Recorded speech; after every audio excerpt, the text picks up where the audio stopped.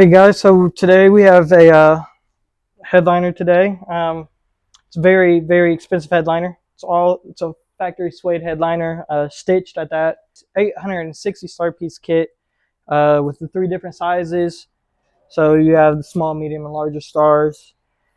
This kit actually is really good. I like it in comparison to some of the other ones we've been using. The fibers don't stick together on this one.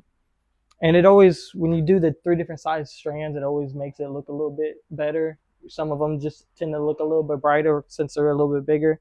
I measure it, split them up evenly, and then I go about putting on the easier parts of the headliner that are full. I'll put, so essentially this 800, I put 100 stars here, 100 stars here, 100 stars here, 100 stars here. And then I followed up front, trying to make it look even in comparison to what the backside was. And I took whatever stars I didn't use up front and just kind of spread it out through the rest of the headliner. So I used every single star that we have. This one came with a little bit extra, so we do have some extras. So we might end up poking a little bit extra. And but after we kind of figure out how many we go about drilling them. We obviously use three different size strands, so we had to use all three different size bits. Um, the X's on this one represent the medium size, and the circles represent the bigger ones. So there was about, I think, 40 of the medium size and 20 of the bigger ones. So it's not too much, very subtle, but it does give for a lot better look in the very end at the whole end of the process. It looks amazing.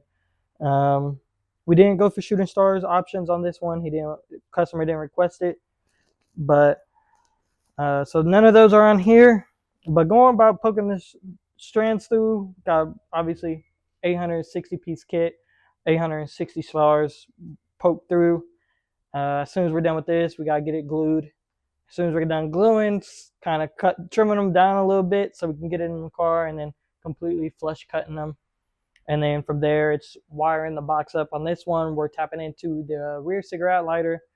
Comes on when the car comes on, so we don't have to worry about anything like that. The cigarette lighter also doesn't get used very much in this car from what he said.